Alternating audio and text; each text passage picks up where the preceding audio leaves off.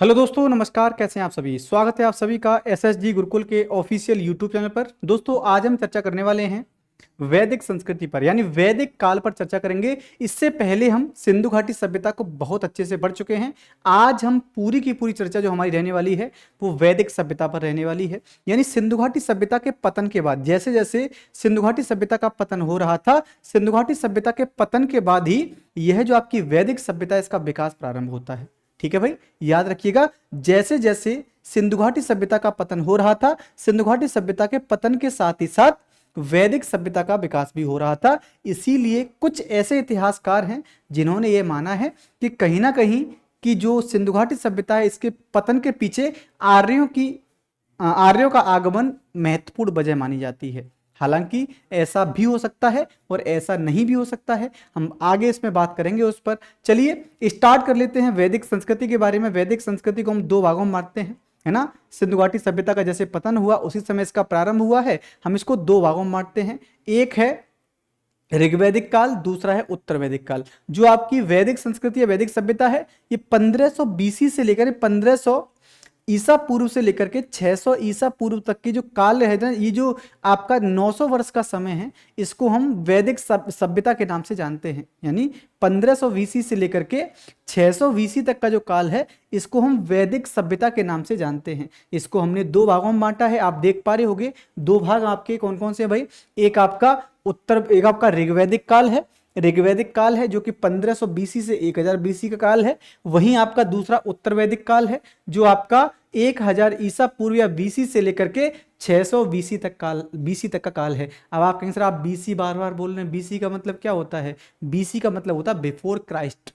BC का मतलब क्या होता है? बिफोर क्राइस्ट, यानी ईसा मसीह के जन्म से पहले की घटना है ये। तो याद रखिएगा, ये हमने वैदिक सभ्यता को दो प्रमुख कालखंडों में बांटा है। हम इसके अंदर और भी बात करें तो आप कहेंगे सर सबसे पहले क्या आता है? सबसे पहले आता है ऋग्वैदिक काल। ऋग्वैदिक काल वे काल है जिसमें ऋग्वेद का निर्माण किया गया है, जिसमें ऋग्वेद को लिखा गया है। ऋग्वेद को लिखे जाने के कारण ही इस काल को हम ऋग्वैदिक काल के नाम से जानते हैं। यह 1500 बीसी से लेकर के 1000 बीसी तक का काल है। लगभग 500 वर्ष तक आपका ऋग्वैदिक काल रहा। सर इसमें जो ऋग्वेद है, जो आपका ऋग्वेद है, आप जानते हैं कि जो पूरी की पूरी वैदिक सभ्यता है, इसके पीछे या इसके निर्माण के पीछे किसके बारे में महत्वपूर्ण योगदान मिलता है, किसका महत्वपूर्ण योगदान रहा है? तो आप कहेंगे सर आर्यों का महत्वपूर्ण योगदान रहा है, क्योंकि आर्यों ने ही वैदिक संस्कृति का विकास किया। वैदिक संस्कृति के विकासकर्ता या निर्माणकर्ता आर्य ही माने जाते हैं। आर्य शब्द का अर्थ आपसे पूछ सकता है सर आर्य शब्द का अर्थ क्या होता है?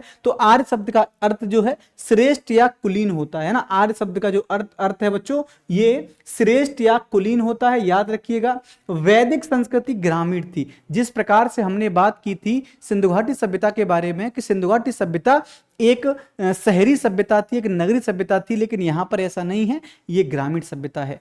जो आर्य आए, आर्यों ने नदियों के किनारे जो क्षेत्र थे वहां पर अपने आप को स्थापित किया, अपने जो बस्तियां हैं वो वहां पर बसाई। इसीलिए ये कहा जाता है कि वो पशुपालन पर ध्यान न देकर के वो कृषि पर ध्यान देते थे, कृषि पर ध्यान देते थे। इसीलिए उनका जो पशुपालन था वो सिंधु घाटी सभ्यता की अपेक्षा थोड़ा सा अच्छा था, थोड़ा सा विकसित था। याद रखना पड़ेगा हम इसको, है ना। तो वैदिक संस्कृति ग्रामीण थी। आर्यों की जो भाषा है संस्कृत है। नहीं, आर्य जो है, आर्यों ने भारत में आकर जिन वेदों का निर्माण किया वो संस्कृत भाषा में किया था। आपको याद होगा कि जो संस्कृत भाषा है वो किस लिपि में लिखी जाती है?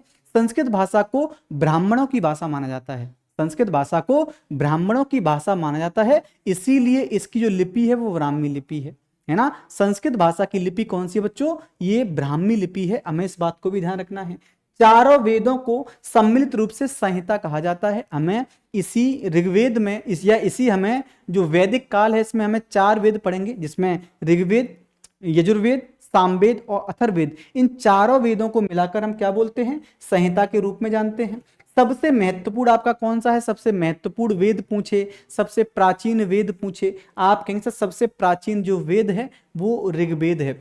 हमने 4 वेदों की भी बात की है, जिसमें ऋग्वेद है, यजुर्वेद है, सामवेद है या अथर्ववेद है। इन चारों वेदों को हम संहिता बोलते हैं। लेकिन आपसे पूछे सर वेद त्रयी किसे कहा जाता है, तो अथर्ववेद को छोड़कर वेद त्रयी में हम अथर्ववेद को शामिल नहीं करते हैं, संहिता में हम शामिल करते हैं। संहिता में चारों वेद आते हैं, लेकिन वेद त्रयी में 3 वेद आते हैं। कौन कौन से 3 वेद हैं, तो ये एक आपका ऋग्वेद है, यजुर्वेद है और सामवेद है। ऋग्वेद, यजुर्वेद और सामवेद, इन तीनों को मिलाकर हम वेद त्रयी बोलते हैं। वहीं ऋग्वेद, यजुर्वेद, सामवेद और अथर्ववेद, चारों को मिलाकर हम क्या बोलते हैं बच्चों, चारों को मिलाकर हम संहिता के नाम से जानते हैं। दोनों को आप याद रखना, दोनों जो आपकी टर्मिनोलॉजी शब्दावली हैं, एक संहिता और एक वेद त्रयी, किसे किसे कहा जाता है, आप लोग इसे बेहतर तरीके से जान सकते हैं। हम आगे चर्चा करें तो आप लोग देखोगे कि सर जो वर्ण है, इसमें एक शब्द आता है वर्ण। वर्ण शब्द का जो पहली बार उल्लेख है हमें ऋग्वेद में ही मिलता है। परीक्षा में प्रश्न अगर आपसे पूछता है कि वर्ण शब्द का पहली बार उल्लेख कहां पर मिलता है, तो आप कह सकते हैं कि वर्ण शब्द का पहली बार जो उल्लेख है वो हमें ऋग्वेद में दिखाई पड़ता है। ऋग्वेद में टोटल कितने मंडल हैं सर, तो ऋग्वेद में 10 मंडल हैं, 1028 सूक्त हैं, 10,552 रचनाएं हैं। कहीं कहीं इतिहासकारों ने 10,580 भी लिखा है कि रचनाओं की संख्या 10,580 है। तो आप अपनी स्वेच्छा के अनुसार या विकल्प के अनुसार आप निर्धारित कर सकते हैं, क्योंकि जो रचनाएं हैं उनकी संख्या 10,552 भी मिलती है, 10,580 भी मिलती है। इसमें ही आप देख पाएंगे कि सर जो 10वां मंडल है, 10वें मंडल के पुरुष सूक्त में, है ना, ऋग्वेद का जो 10वां मंडल है, 10वें मंडल के पुरुष सूक्त में हमें वर्ण व्यवस्था का उल्लेख मिलता है। वर्ण व्यवस्था में आप देखोगे कि कर्म के आधार पर जो है लोगों की जातियां बांट दी गई हैं। जैसे ब्राह्मण है, क्षत्रिय है, वैश्य है, शूद्र है। शूद्र को सबसे नीचे वाला माना गया है कि शूद्र जो है वो क्या करेगा, अन्य तीनों वर्णों की सेवा करेगा। जिसमें जो आपका ब्राह्मण है उसका काम क्या है, ज्ञान प्राप्त करना और लोगों को ज्ञान देना। क्षत्रिय का काम क्या है, लोगों की रक्षा करना, अपने साम्राज्य की और राज्य की रक्षा करना। वैश्य का कार्य क्या था कि वो व्यापार वाणिज्य करेगा, और जो शूद्र था उसका कार्य ये था कि वो अन्य तीनों वर्णों की सेवा करेगा। इस काल में जो शूद्र थे उनकी स्थितियां खराब थी, लेकिन आने वाले काल में, उत्तर वैदिक काल में, और भी स्थितियां उनकी खराब हो जाती हैं। आगे इस पर हम चर्चा करेंगे ही।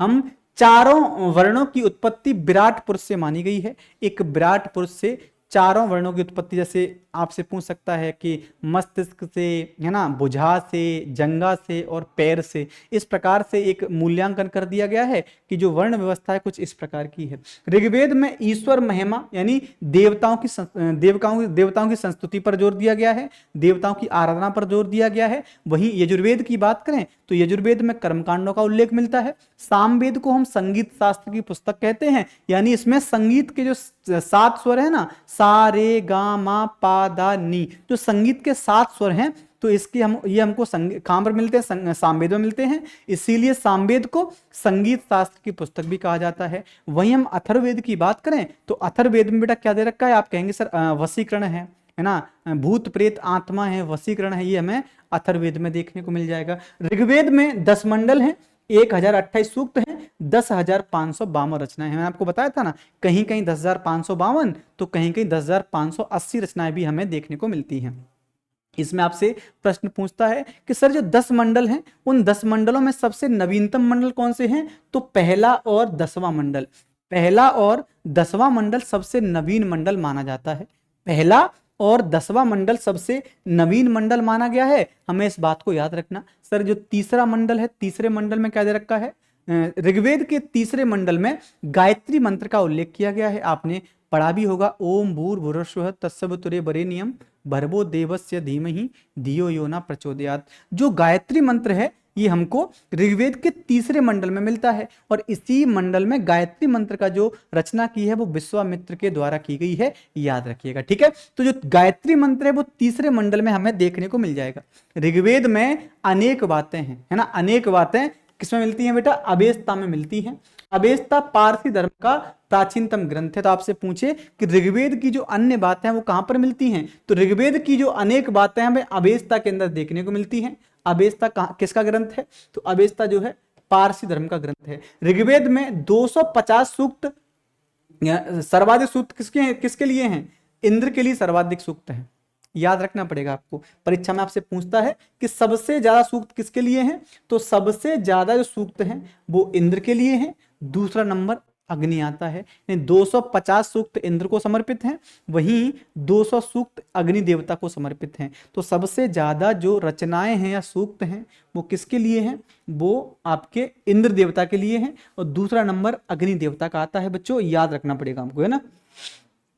जो नवामंडल है, नवामंडल सोम को समर्पित है। सोम एक पेय पदार्थ था, है ना। सोम क्या था, एक पेय पदार्थ है, हमें याद रखना है। यज्ञ संबंधी विधि विधानों का वर्णन हमें यजुर्वेद में मिलता है। यजुर्वेद को दो प्रमुख भागों में बांटा गया है। यजुर्वेद के दो भाग हैं, एक को बोलते हैं शुक्ल यजुर्वेद, एक को बोलते हैं कृष्ण यजुर्वेद, है ना। शुक्ल यजुर्वेद और कृष्ण यजुर्वेद, ये यजुर्वेद की दो शाखाएं मानी गई हैं, दो भाग माने गए हैं, है ना। शुक्ल यजुर्वेद को हम बाज स्नेही संहिता बोलते हैं। प्रश्न आपसे पूछा गया है कि यजुर्वेद के किस भाग को बाज स्नेही संहिता भी कहा जाता है, तो शुक्ल यजुर्वेद को बाज स्नेही संहिता की संज्ञा कई बार आपको परीक्षा में देखने को मिल जाएगा। ये प्रश्न याद रखना। सर इसमें जो यजुर्वेद है ना, यजुर्वेद चंपू शैली में लिखा गया है। चंपू शैली का मतलब समझते हैं, जब कोई भी ग्रंथ या कोई भी भाग ऐसा हो जो गद्य और पद्य में दोनों लिखे जाते हैं तो उसको बोलते हैं चंपू शैली। तो यजुर्वेद एक ऐसा ग्रंथ है या एक ऐसा वेद है जो किस में लिखा गया है, जो चंपू शैली में लिखा गया है। इसके दो भाग मैंने आपको बताए थे, जो आपका शुक्ल यजुर्वेद है ये पद्य में है, और कृष्ण यजुर्वेद ये आपका गद्य और पद्य दोनों में लिखा गया है। तो जब आपसे पूछे शुक्ल यजुर्वेद के बारे में तो ये पद्य भाग में लिखा गया है, और कृष्ण यजुर्वेद ये गद्य और पद्य दोनों में लिखा गया है, इसीलिए बोलते हैं कि यजुर्वेद चंपू शैली में लिखा गया है। यजुर्वेद का जो अंतिम भाग है, यजुर्वेद के सबसे अंतिम भाग को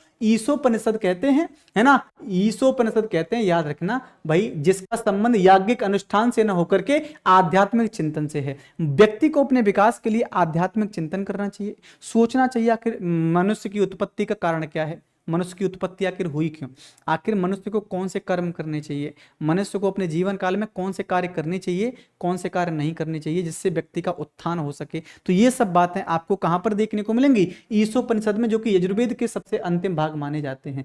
सामवेद में 1875 छंद हैं।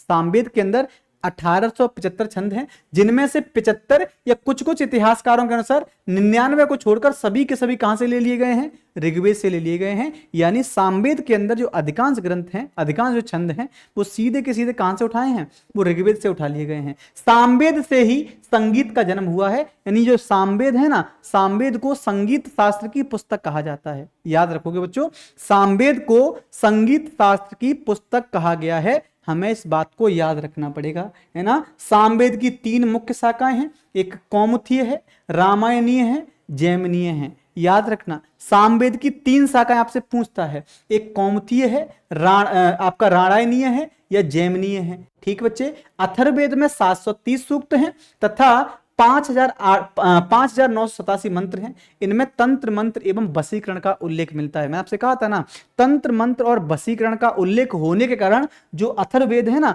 इसको किसमें शामिल नहीं किया गया है, अथर्ववेद को वेद त्रयी में शामिल नहीं किया गया है। ये सबसे बड़ा कारण है, याद रखना भाई, है ना। याद रखिएगा आप लोग, याद रखना। आर्यों की जो प्रशासनिक इकाई थी ना, क्योंकि आर्य उस समय शासन प्रशासन में भी जोर देते थे।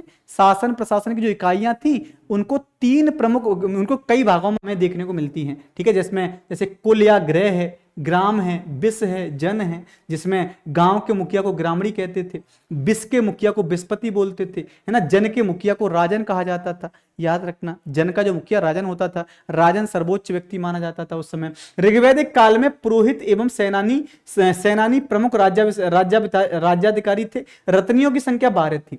आपसे पूछता है कि उत्तर वैदिक ऋग्वैदिक काल में रत्नियों की संख्या कितनी, रत्नियों का मतलब उस समय जो अधिकारी हुआ करते थे उनकी संख्या कितनी थी, 12 थी। इसमें सेनानी, पुरोहित, युवराज, महिषी, सूत, ग्रामणी, छत्री, संग्रहिता, भागदूत, अच्छबाप, पालागल और गोबीकर्ता, ये क्या है, 12 रत्निक हैं। इनका उल्लेख हमको कहां पर मिलेगा, इनका उल्लेख हमको वैदिक संहिता में मिलता है, वैदिक साहित्य में हमको इनका उल्लेख देखने को मिलता है। आपसे पूछ सकता है कि सर उस समय गोचर भूमि का विकास बड़े पैमाने पर होता था। गोचर भूमि क्या होती है? आपने देखा होगा कि आज भी हमारे गांव में जो एक भूमि होती है जिसको बोलते हैं ये भूमि ग्राम समाज की भूमि है, जिस पर कभी आपने देखा होगा शौचालय बना दिए जाते हैं पूरे गांव के लिए, या बारात घर बना दिए जाते हैं। तो गोचर भूमि जो होती थी ना, गोचर भूमि का जो अधिकारी होता था बाज्रपति होता था, ब्राजपति। ब्राजपति उस गोचर भूमि को देखता था, उसकी देखरेख करता था, उसका संरक्षण करता था और गांव के लोगों के लिए उस भूमि पर कुछ ना कुछ वो निर्माण करता था, है ना, जिससे कि वहां के लोगों की जो सामाजिक व्यवस्थाएं हैं वो सही से चल पाए। विदत आर्यों की सर्वाधिक प्राचीन संस्था थी। विदत जो है वो आर्यों की सबसे पुरानी संस्था मानी जाती थी। अथर्ववेद में सभा और समिति को प्रजापति की दो पुत्री कहा गया है। प्रश्न आपसे पूछता है कि ऐसा कौन सा वेद है जिसमें सभा और समिति को प्रजापति की दो पुत्रियों के रूप में स्वीकार किया गया है? वो अथर्ववेद है। सभा जो होती थी ना, वो उस समय वृद्ध लोगों की संख्या, वृद्ध लोगों की सभा थी। वहीं जो समिति थी वो केंद्रीय राजनीतिक संस्था थी जिसमें सामान्य जनमानुस भी शामिल हो सकता था, लेकिन सभा में वृद्ध लोग शामिल होते थे, है ना। वृद्ध में कौन? जो संभ्रांत लोग हैं, संभ्रांत लोगों की या अभिजात वर्ग के लोगों की संस्था थी। वहीं समिति में कोई भी व्यक्ति शामिल हो सकता था, सामान्य जनता की प्रतिनिधि सभा से बोलते थे। समिति राजा की नियुक्ति, पदच्युति व उस पर नियंत्रण रखती थी। समिति के सभापति को ईशान कहा जाता था। ये इंपोर्टेंट आपके लिए हो जाता है। समिति का जो सभापति होता था बच्चों, उसको ईशान कहा जाता था। हमने इस पर कई बार जोर दिया है। कई बार आपसे प्रश्न ये पूछा गया है कि समिति का जो मुखिया होता था उसको क्या बोलते थे?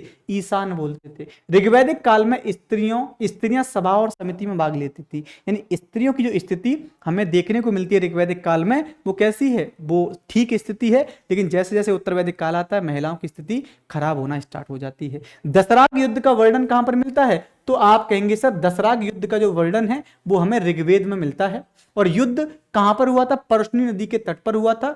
परशुनी जो नदी है उसको रावी बोलते हैं, रावी नदी के तट पर हुआ था, जिसमें एक तरफ राजा सुदास थे और दूसरी तरफ 10 जन थे। जीत किसकी होती है? जीत राजा सुदास की ही होती है, याद रखिएगा। जीत किसकी हुई थी? राजा सुदास की हुई थी। हम बात करेंगे उपनिषदों में प्रथम बार मोक्ष की चर्चा मिलती है। जो उपनिषद हैं हमारे, उसमें पहली बार मोक्ष की चर्चा मिलती है। मोक्ष का मतलब क्या होता है? एक व्यक्ति को अपनी जीविका, सिर्फ जीविका के लिए कार्य नहीं करना चाहिए।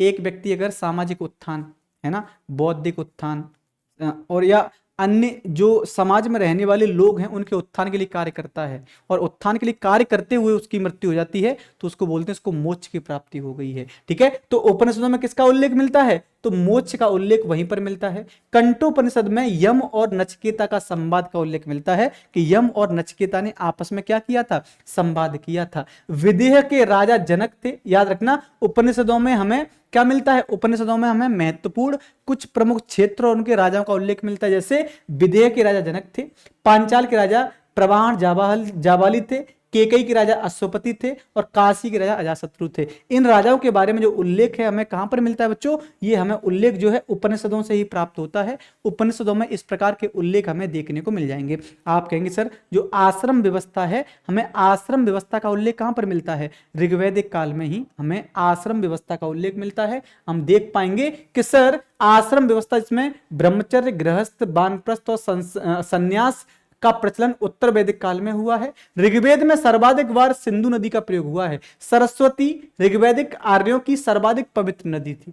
आपसे पूछे कि ऋग्वैदिक आर्यों की सबसे पवित्र नदी कौन सी है, तो वो हो जाएगी आपकी कौन सी? वही सरस्वती नदी है। सरस्वती को माते तमा, नदी तमा और देवी तमा के नाम से भी जानते थे। सरस्वती नदी जो है, जो वर्तमान में तो विलुप्त हो गई है ना, वर्तमान में विलुप्त हो गई है। पहले सबसे पवित्र नदी मानी जाती थी। इसको माते तमा, नदी तमा या देवी तमा के रूप में जानते हैं। छांदोग्य उपनिषद में केवल 3 आश्रमों का उल्लेख मिलता है। याद रखना, जो आश्रम है ना आपके, ब्रह्मचर्य, गृहस्थ, वानप्रस्थ और संन्यास, इन आश्रमों का जो उल्लेख है उत्तर वैदिक काल में हमें मिलेगा। लेकिन याद रखना कि छांदोग्य उपनिषद में केवल 3 आश्रमों का उल्लेख मिलता है, याद रखिएगा, जबकि जबलोपनिषद में 4 का मिलता है। छांदोग्य उपनिषद में 3 आश्रम का उल्लेख मिला है और जबलोपनिषद में 4 आश्रमों का उल्लेख हमें यहां देखने को मिल जाएगा। बच्चों याद रखिएगा, तो ये फैक्ट वाली चीजें हैं, आप इनको जरूर याद कर लेंगे। यहां से प्रश्न बनेगा तो आप लोग आसानी से इन प्रश्नों के जवाब दे सकते हैं, बहुत ही आसानी के साथ दे सकते हैं। नैतिक व्यवस्था का प्रधान होने के कारण वरुण को ऋतस्य गोपा भी कहा गया है। जो उस समय वरुण भगवान थे उनको क्या कहा गया भाई, उनको ऋतस्य गोपा कहा गया है। बृहस्पति को वैदिक देवताओं का पुरोहित माना जाता था।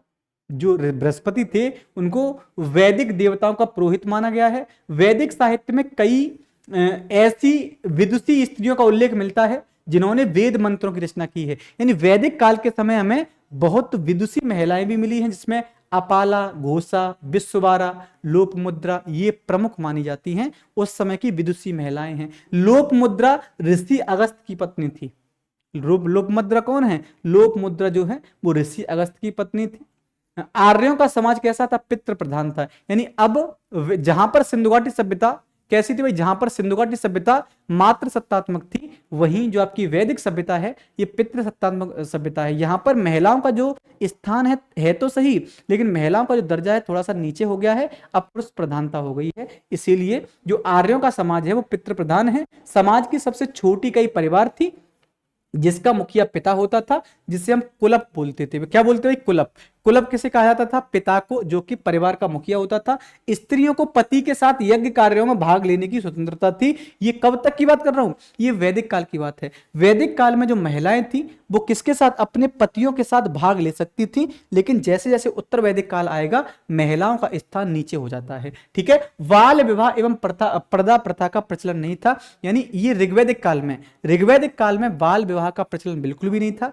पर्दा प्रथा किसी प्रकार की थी नहीं। विधवा अपने मृतक पति के छोटे भाई के साथ विवाह कर सकती थी। इसे नियोग प्रथा कहा जाता था। अगर कोई महिला ऐसी है कि उसका पति की मृत्यु हो गई है तो पति की मृत्यु होने के बाद वह महिला अपने देवर से शादी कर सकती थी। देवर कौन होता है? अपने पति का छोटा भाई, उससे शादी कर सकती थी। इस प्रथा को नियोग प्रथा की संज्ञा दी गई है। आजीवन अविवाहित रहने वाली महिलाओं को अमाजु कहा जाता था।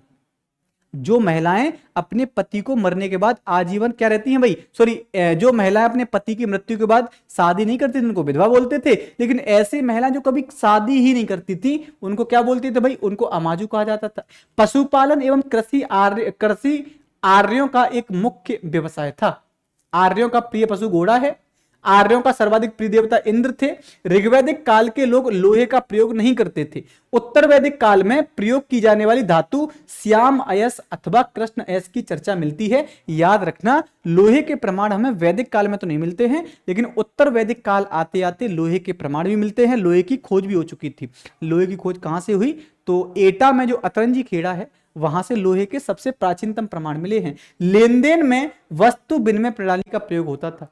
उस समय ऐसा नहीं था कि 1000 रुपए लो और हमको क्या दे दो भैया, मिठाई दे दो, काजू कतली दे दो। ऐसा नहीं है। अगर आप कोई वस्तु खरीदने जाते हैं उसके बदले आपको वस्तु देनी पड़ेगी, वैसे आपको कुछ भी नहीं मिलेगा।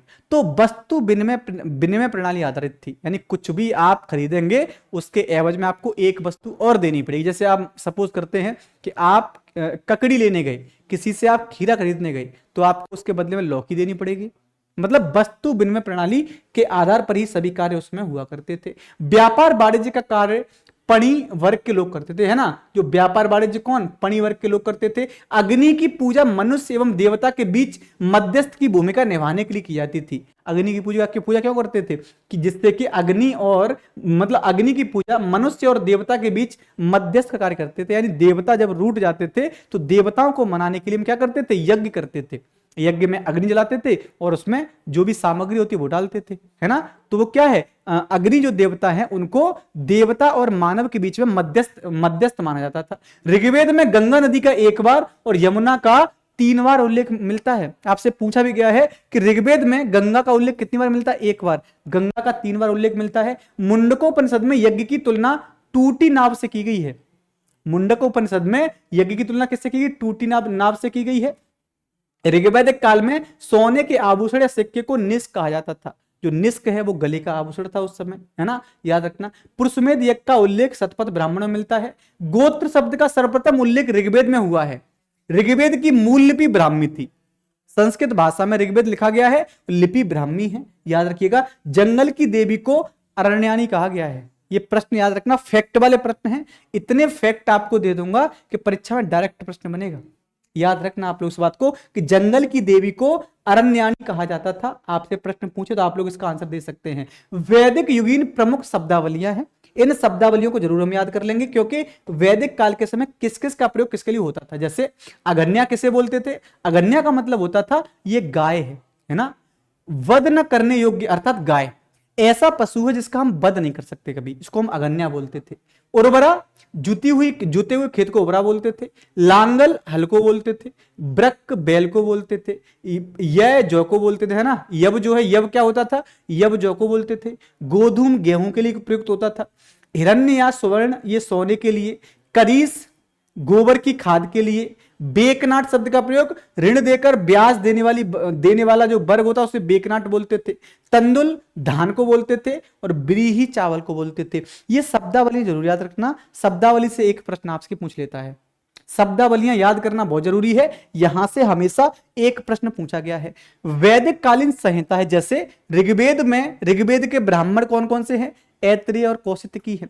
आरण्यक ऐत्रेय और कौशितकी है। उपनिषद भी इसके ऐत्रेय और कौशितकी हैं। वही सामवेद के ब्राह्मण को तांडा या जैमिनी कहा जाता है। आरण्यक जैमिनी और आपके छांदोग्यारण्यक है। उपनिषदों में आप देखेंगे छांदोग्य और जैमिनीय हैं। वही यजुर्वेद के कौन कौन से ब्राह्मण हैं? तैत्रीय और शतपथ हैं। अथर्ववेद के ब्राह्मण को गोपत कहा जाता है। आपको ब्राह्मण जरूर याद रखने हैं, ठीक है। आपसे पूछता है कि ऋग्वेद है, यजुर्वेद है, सामवेद है, अथर्ववेद है, इसके ब्राह्मण कौन कौन से हैं? तो ऋग्वेद का ऐत्रेय कौशितकी है। सामवेद के तांड्य और जैमिनीय हैं। यजुर्वेद के तैत्रीय और शतपथ हैं। अथर्ववेद के गोपत ब्राह्मण हैं, ठीक है भाई, गोपत ब्राह्मण हो जाते हैं। सर ऋग्वैदिक कालीन नदियां कौन कौन सी हैं और उनके प्राचीन नाम क्या क्या थे? जैसे कुर्रम का कुरमू था। झेलम का बितस्ता था। राबी का परशनी था। ब्यास का बिपाशा था। याद रखना ये प्राचीन नाम है ना। घग्गर का दोस्तुति है। स्वात का स्वास्तु था। काबुल का कुंभा। चिनाब का अस्किनी। सतलज का सतुद्री। गंडक का सदानीरा और गोमल का गोमती। ये प्राचीन नाम है। ये नदियों के हिसाब से आपको याद रखने हैं कि जो प्राचीन नाम किसके? वर्तमान नदियों के। जैसे आप देखते हो गोमल को गोमती, गंडक सदानीरा, सतलज सतुद्री, चिनाब अस्किनी, काबुल को कुंभा बोलते थे, ठीक है भैया। स्वात को स्वास्तु, घग्गर को दोस्तुति, ब्यास को बिपाशा, राबी को परशनी, झेलम को बेतस्ता, कुर्रम को कुरमू, ये नदियों के नाम हैं। वही वैदिक कालीन देवता कौन कौन है भाई? आप कहेंगे सर ये इंद्र को क्या मानते थे? युद्ध का देवता मानते थे। इंद्र को युद्ध और वर्षा का देवता। अग्नि को देवता और मनुष्य के बीच में मध्यस्थ का कार्य करने वाला व्यक्ति है। वरुण क्या है? आकाश, पृथ्वी, सूर्य का निर्माता, समुद्र का देवता, जगत का नियंता, देवताओं का पोषक, ऋतु का नियामक, सत्य का प्रतीक, ऋतु परिवर्तन एवं दिन रात का कर्ता। ये किसे बोलते हैं? वरुण को बोलते थे। ध्यों क्या है? आकाश के देवता है। सोम वनस्पति के देवता है। ऊषा प्रगति एवं उत्थान की देवी को ऊषा बोलते थे। अश्विन ये आपके विपत्तियों को हराने वाले देवता है भाई, ये है ना, जो विपत्तियों को हराने वाले देवता। विपत्तियां किसी व्यक्ति पर आ गई हैं तो विपत्तियों को हराने वाले देवता क्या बोलते थे? अश्विन बोलते थे। पूषण ये पशुओं को देवता थे। उत्तर वैदिक काल में ये किसके देवता हो जाते हैं भाई? शूद्रों के देवता हो जाते हैं। विष्णु विश्व के संरक्षक एवं पालनकर्ता माने जाते हैं। मारुत आंधी तूफान के देवता है। रुद्र की बात करें, असुरी शक्तियों को दमन करने वाले देवता। तो इन देवताओं को आप लोग एक बार पढ़ सकते हो, एक बार आपको याद कर लेना है। हम वही बात, हमने पूरा ऋग्वैदिक काल पढ़ा। उत्तर वैदिक काल की बात करें, उत्तर वैदिक काल का जो पीरियड है वो 1000 बीसी से लेकर के 600 बीसी तक का काल है ना। जो आपका उत्तर वैदिक काल है वो 1000 बीसी से 600 बीसी तक है। उत्तर वैदिक काल का इतिहास मुख्यतः यजुर्वेद, सामवेद, अथर्ववेद एवं ब्राह्मण ग्रंथ, आरण्यक और उपनिषदों पर आधारित है। इसमें ऋग्वेद में ज्यादा प्रमाण नहीं मिलते हैं। इस काल में वर्ण जन्म के आधार पर निर्धारित हो, यानी पहले जहां पर हमारे यहाँ वर्ण व्यवस्था थी वो कर्म पर आधारित थी, लेकिन इस काल में आते आते जन्म पर आधारित हो गई। अगर कोई व्यक्ति का जन्म शूद्र कुल में हुआ है तो वो शूद्र ही माना जाएगा, लेकिन ऋग्वैदिक काल में ऐसा नहीं था। ऋग्वैदिक काल में अगर कोई व्यक्ति शूद्र के घर पैदा हुआ है लेकिन वो पठन पाठन का काम करता है तो उसको ब्राह्मण बोलते थे। अगर कोई व्यक्ति ब्राह्मण के घर पैदा हुआ है और वो बहुत ही नीच काम करता है तो उसको शूद्र बोलते थे। लेकिन इस काल में आते आते जो वर्ण व्यवस्था है वो जाति पर आधारित हो गई है ना, जाति पर आधारित, जन्म के आधार पर हो गई थी। इस काल के लोग लोहे के हथियारों का प्रयोग करते थे, है ना। अब हमने लोहे की खोज कर ली है, कहां से? एटा के अतरंजी खेड़ा से। प्राचीनतम प्रमाण मिलते हैं लोहे के। जैसे जैसे लोहे के प्रमाण मिले, हमें क्या हुआ भाई, लोहे के प्रमाणों के साथ साथ कृषि क्षेत्र में हमें क्या मिलती है, एक बहुत ज्यादा उपलब्धि प्राप्त हुई। हम कृषि का उत्पादन बड़े पैमाने पर बढ़ा है। याद करिएगा, इस काल में लोहे के हथियारों का प्रयोग किया जाने लगा है। इस सभ्यता का जो विस्तार है वो गंगा यमुना दोआब में देखने को मिलता है। गंगा यमुना दोआब के आसपास के क्षेत्र को हम वैदिक क्षेत्र बोलते थे। उत्तर वैदिक काल में आजीविका का मुख्य जो आधार है वो कृषि है। पहले ऋग्वैदिक काल में जो मुख्य आधार था वो पशुपालन था। उत्तर वैदिक काल आते आते जो मनुष्य की जीविका का साधन क्या बन गया, कृषि बन गया। काटक संहिता में 24 बैलों द्वारा खींचे जाने वाले हल का प्रयोग मिलता है ना। काटक संहिता में उल्लेख मिलता है कि लोग कृषि करना स्टार्ट कर दिए थे और कृषि के लिए वो बैलों का प्रयोग करते थे, है ना, जिसमें काटक संहिता में 24 बैलों द्वारा खींचे जाने वाले हल का उल्लेख भी हमें देखने को मिलता है। कृषि और विविध शिल्पों में प्रगति के कारण उत्तर वैदिक कालीन लोग स्थायी निवास बचाने लगे। यानी पहले पशुपालन था, कृषि ज्यादा होती नहीं थी, तो लोग क्या थे भाई, लोग एक क्षेत्र को छोड़कर दूसरे क्षेत्र में आते थे। अब लोहे के प्रयोग से कृषि की उत्पादकता में वृद्धि हुई। अब लोग स्थायी जीवन जीना स्टार्ट कर दिए थे। अब लोगों ने क्या किया, लोग स्थायी जीवन जीना प्रारंभ कर दिए हैं। अब एक जगह पर रह करके वो क्या कर रहे हैं भाई, स्थायी जीवन जी रहे हैं। इस काल में सिर और हल रेखा को, इस काल में हल को सिर और हल रेखा को सीता बोलते थे। जो हल होता था जिससे हम खेत जोतते थे, हल को सिर बोलते थे, और जो हल के द्वारा जोती गई जो नाली होती थी उसको सीता कहा जाता था। उत्तर वैदिक काल में मुद्रा की इकाई निष्क थी, है ना, और सतनाम थी। निष्क और सतनाम क्या है, उस समय मुद्रा थी। निष्क गले का आभूषण था उस समय, याद रखिएगा ना। शतपथ ब्राह्मण में कृषि की चारों क्रियाओं जुताई, बुआई, कटाई और मणाई का प्रयोग मिलता है ना। ये आपको याद रखना पड़ेगा बच्चों। आगे हम बात करें, प्रजातांत्रिक संगठनों में सभा समिति तो बनी रही, किंतु विदत का अस्तित्व समाप्त हो गया। विदत समाप्त हो गई थी। सभा में स्त्रियों का प्रवेश वर्जित हो गया। स्त्रियों की जो स्थितियां है वो पहले की अपेक्षा गिरावट आ गई, है ना। अब महिलाओं का सिर्फ स्थान कहां तक रह गया, वो सिर्फ घर की चार दीवारी के अंदर ही महिलाएं सिर्फ रह गई थी, याद रखिएगा, ठीक है। याद रखना भाई, इस काल में भी हमें कुछ विदुषी महिलाओं का उल्लेख मिलता है। इसमें गार्गी और मैत्रेयी का उल्लेख मिलता है। याद रखिएगा, मैंने आपको बताया भी था कि पूषण जो पहले पशुओं के देवता थे, अब उत्तर वैदिक काल में क्या हो गए, वो आर्यों के, वो शूद्रों के देवता कहे जाने लगे, है ना। वो शूद्रों के देवता कहे जाने लगे। याद रखना पड़ेगा हमें इस बात का। आप याद रखोगे बच्चों कि वेदों को समझने के लिए 6 वेदांगों की रचना की गई थी। वेदांग कौन कौन से हैं, जैसे शिक्षा को नाक कहा गया है, निरुक्त को कान कहा गया है, ज्योतिष को नेत्र कहा गया है, कल्प को हाथ कहा गया है, व्याकरण को मुख कहा गया है, और छंद को पांव कहा गया है। ये क्या है भाई, एक तरफ वेदांग है और वेद के अंग हैं। 6 प्रकार के वेदांगों का उल्लेख हमें मिलता है। ये वेदांग आपसे पूछता है, तो ये हमने इस पर कुछ पूरी की पूरी थ्योरी पढ़ ली है। अब इस पर आधारित कुछ क्वेश्चंस हैं, उनको आपको लगाना है। जैसे आपसे प्रश्न पूछता है कि ऋग्वेद भजनों का एक संग्रह है, कितने भजन है ऋग्वेद में, तो 1028 है भैया, 1028 है। निम्नलिखित में से कौन सा वेद सबसे पुराना है, तो आप कहेंगे सर ऋग्वेद सबसे पुराना वेद है। सबसे पुराना वेद कौन सा, ऋग्वेद है। वहीं आपसे प्रश्न बनेगा कि ऋग्वेद कितनी पुस्तकों में विभाजित है। पुस्तकों का मतलब है क्या, यहाँ पर मंडल है, तो ऋग्वेद जो है ये 10 मंडलों में विभाजित है, याद रखना भाई, 10 मंडलों में विभाजित हो जाएगा। अगला प्रश्न आपसे पूछा गया है, निम्नलिखित में से कौन सा उपवेद ऋग्वेद से सम्मिलित है, ये भी आपसे प्रश्न आता है। तो इस प्रश्न का आंसर आप लोग मुझे कमेंट बॉक्स में देंगे। अब मैं आपको बताता हूं कुछ और विशेष बातें। जैसे आप देख पाओगे बच्चों कि ये हमारा है त्रिशूल बैच। ये त्रिशूल बैच एसएससी जीडी के लिए है, जो कि 3 सितंबर से स्टार्ट हो रहा है, जिसमें 450 घंटे से ज्यादा की लाइव क्लासेस हैं। ये आपके एग्जाम तक रहेगा, चाहे वो आपका एग्जाम 6 महीने में हो जाए, 1 साल में हो, 2 साल में हो, जब तक एग्जाम नहीं होता है तब तक ये वैलिडिटी आपकी रहने वाली है। आपको याद रखना बेटा कि लाइव और रिकॉर्डेड क्लासेस आपको दी जाएंगी। प्रीवियस ईयर क्वेश्चंस होंगे, एक्सपेक्टेड प्रश्न दिए जाएंगे आपको, 10 मॉक टेस्ट होंगे, जिसमें आपको 10 मॉक टेस्ट जो है ना वो ऑनलाइन मॉक टेस्ट होंगे, याद रखना।